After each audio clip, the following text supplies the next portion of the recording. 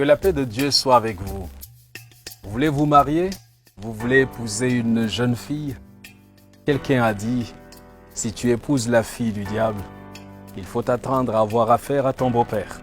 Alors fais attention à tes choix.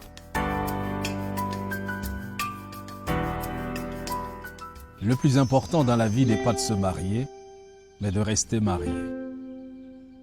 Jeune homme, à la croisée des chemins, il faut bien savoir avec qui tu vas fonder ce foyer. Je voudrais partager avec toi cet important conseil d'un père, contenu dans sa lettre adressée à son fils. Bonjour, mon cher fils. Je t'écris pour un sujet d'une autre importance. Prends ton temps, lis cette lettre jusqu'au bout. On ne fouille pas dans un grand trou sans trouver une grande chose, disent les anciens. Mon fils, tu es un homme aujourd'hui, un homme en âge de fonder une famille. Le plus difficile n'est pas tant de fonder une famille, mais avec quelle femme tu vas la fonder? Quelle femme choisir? C'est pas chose facile. Toutes les femmes peuvent faire des copines, mais toutes ne peuvent pas faire des épouses. Ne base pas le choix de ta femme sur des fantaisies. Ce n'est pas sa belle gueule qui te rendra plus heureux dans ton ménage. Choisis-la pour sa fierté, son intégrité et sa soumission. Le respect que ta femme aura pour toi dépend du respect qu'elle se porte à elle-même. Car si ton épouse ne te respecte pas, la société ne te respectera pas. Mon aïeul disait d'ailleurs que l'honneur d'un homme sommeille entre les pieds de sa femme. Regarde ces hommes insultés publiquement. Quel respect penses-tu que leur entourage leur porte? La femme est la ceinture qui tient le pantalon de l'homme. N'oublie pas cette sagesse de chez nous. La plus grande partie de l'éducation des enfants est inculquée par leur mère.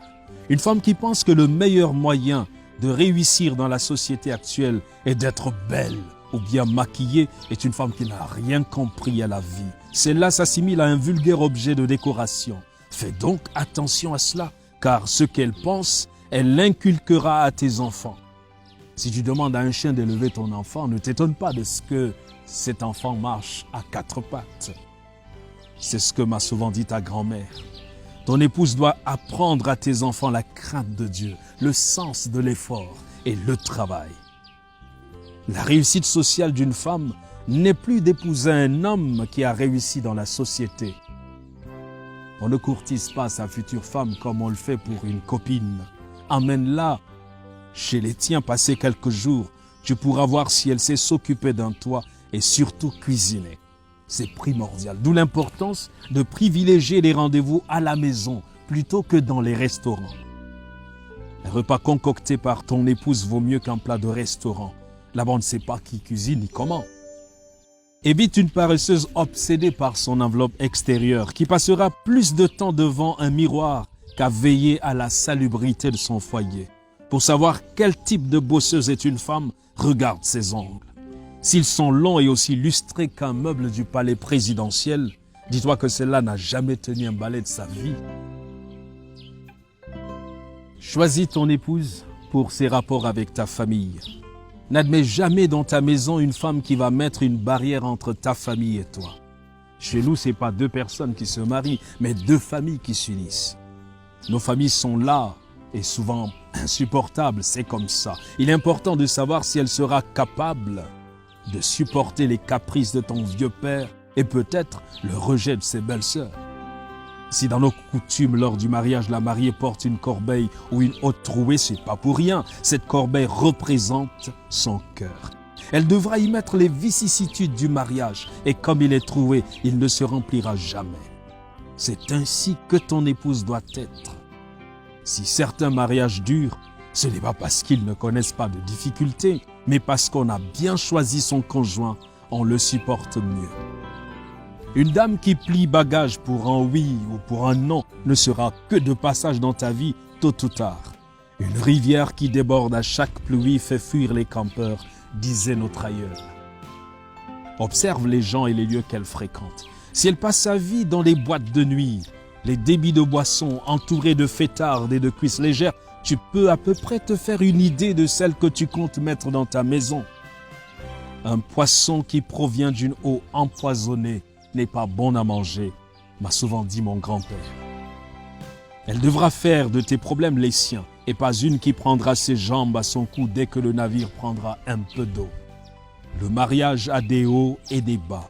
Si elle n'est pas capable de traverser toutes les situations avec toi, c'est une opportuniste dont il faudra te débarrasser.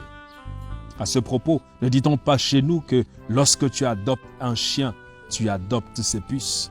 Si elle ne voit que les bons côtés, fuis. Pour être fixé, fais-lui part de certaines de tes difficultés, juste pour voir sa réaction. Enfin, choisis-la pour ses ambitions. Ton épouse doit être capable de te pousser vers le haut. Elle doit non seulement être une incubatrice d'idées, mais un soutien dans tes projets.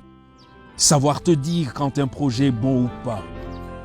Évite de prendre quelqu'un qui va constituer un fardeau. Quelqu'un qui, lorsque tu feras le bilan de ta vie, ne t'aura pas aidé à progresser. Car vois-tu, on ne construit pas sa vie pour sa femme, on la construit avec elle. Bref, pour le reste, elle apprendra car le mariage c'est aussi une école.